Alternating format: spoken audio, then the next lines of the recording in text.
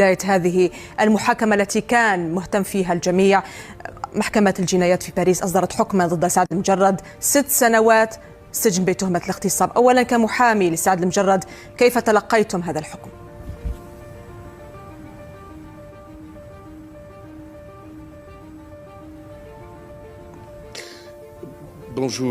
صباح الخير.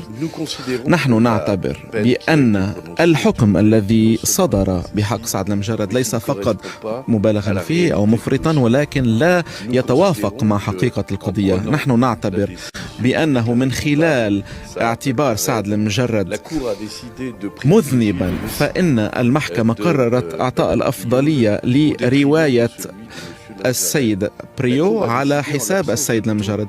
إن المحكمة قررت هذا الحكم بغياب أي أدلة مادية حول ما حصل في تلك الغرفة الفندقية، وبإعطاء الحق لرواية وليس لرواية أخرى، لكلام شخص وليس لكلام شخص آخر. إن المجريات الأمور أوضحت بأن السيد سعد المجرد كان مليئا بالاحترام للنساء والأشخاص الذين يتابعونه كل الوقت، وهو نجم.